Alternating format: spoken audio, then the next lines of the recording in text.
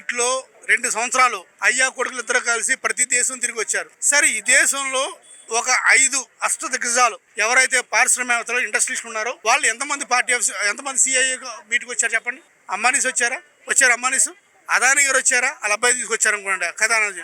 అరే కరణాదనే చెప్తున్నాను కదా, నేను గత ప్రభుత్వంలో 40,000 కోట్ల రూపాయలు పెట్టుబడులు పెట్టాను, పోర్ట్స్లో పెట్టాను, హార్బర్స్లో పెట్టాను, టెక్ పార్క్లో పెట్టాను అని చెప్తాను. ఆయన స్వయంగా మేము పెట్టే డేటా సెంటర్ అదానీ డేటా సెంటర్లో గూగుల్ భాగస్వామ్యం అవుతుందని ఆయన చెప్తున్నారు కదా.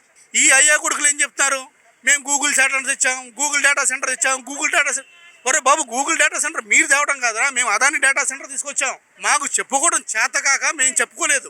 అదానీ డేటా సెంటర్ తీసుకొచ్చి అందులో గూగుల్ భాగస్వాములు వీలు చేశారు. ఆ గూగుల్ భాగస్వామ్యం అనేది ఏంటి?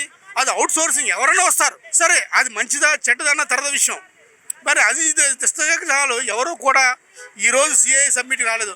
మీరు చెప్తుంది ఏంటి? 13,000 కోట్లు పెట్టుబడులు వచ్చేసినాయి, 13 లక్షల కోట్ల రూపాయలు పెట్టుబడులు వచ్చేసినాయి, 16 లక్షల ఉద్యోగాలు వచ్చేసినాయి. నువ్వు చెప్పింది 4 లక్షల ఉద్యోగాలుగా అయిపోయిందిగా, దానికి 300 చేసావుగా. నీ 16 లక్షల ఉద్యోగాలు ఎక్కడ, ఏంటి, ఏ కంపెనీలో, ఎలాగా? ఎక్కడైనా ఒక్క కంపెనీ కన్నా ఒక డిపిఆర్ ఉందా? ఎక్కడ స్టార్ట్ చేస్తున్నారు? దాని డిపిఆర్ ఏంటి, దాని కెపాసిటీ ఏంటి, దాని ఇంటేక్ ఏంటి, దాని అవుట్పుట్ ఏంటి అని ఒక్కదానికైనా డిపిఆర్ ఉంది?